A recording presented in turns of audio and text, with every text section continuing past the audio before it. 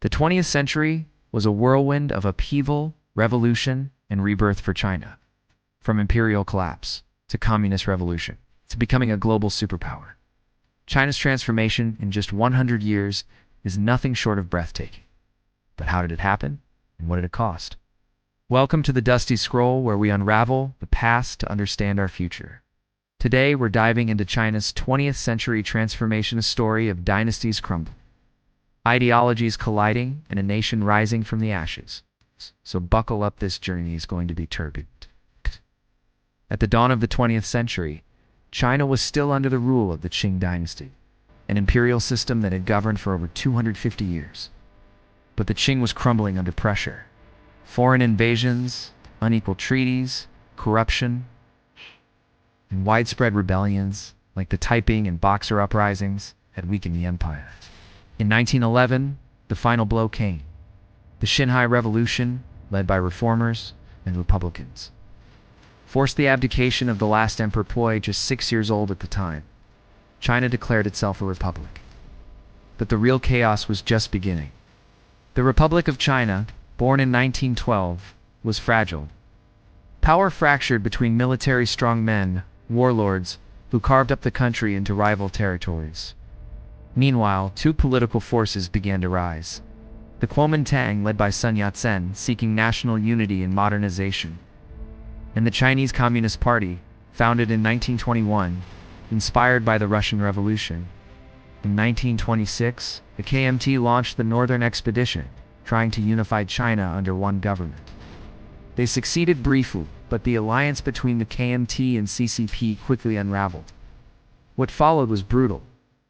From 1927 to 1937, China plunged into a civil war between the KMT and the CCP. But then came a common enemy, Imperial Japan. Japan invaded Manchuria in 1931, and full-scale war broke out in 1937. Cities like Nanjing witnessed horrific atrocities, including the infamous rape of Nanjing. The KMT and CCP formed a fragile, united front to resist the invaders. The war lasted 8 years, costing millions of lives and devastating China's infrastructure.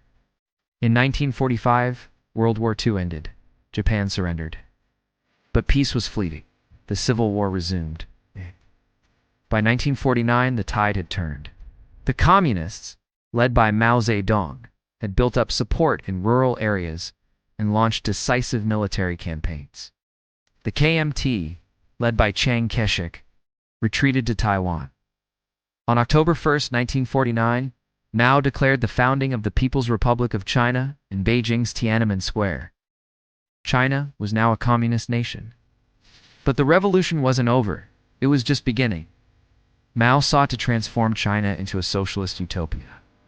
But his methods were radical and often disastrous. First came land reforms and the suppression of counter-revolutionary, leading to mass executions. Then, in 1958, the Great Leap Forward, an ambitious plan to industrialize and collectivize agriculture. The result? One of the deadliest famines in human history. An estimated 30 million people died. In 1966, Mao launched the Cultural Revolution, a violent purge of bourgeois elements in traditional culture. Schools shut down. Intellectuals were humiliated, imprisoned, or killed. China became a nation in ideological chaos. But after Mao's death in 1976, the tide shifted again. Entered Deng Xiaoping, a pragmatic reformer. Under Deng's leadership, China opened its doors to market reforms, foreign investment, and modernization. The slogan was, "Socialism with Chinese characteristics."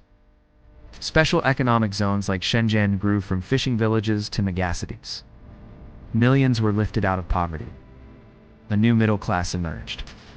But the Communist Party remained firmly in control. In 1989, student protests in Tiananmen Square ended in tragedy, highlighting the limits of political reform.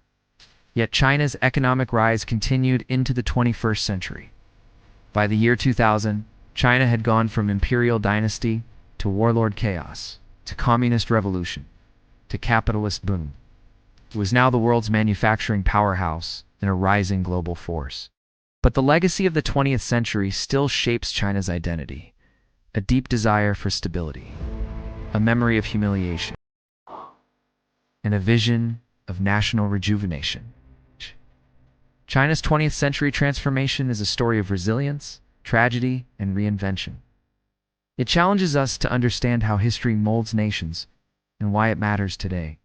If you found this breakdown valuable, don't forget to like, subscribe, and tap that notification bell for more deep dives from the Dusty Scroll. Drop a comment below.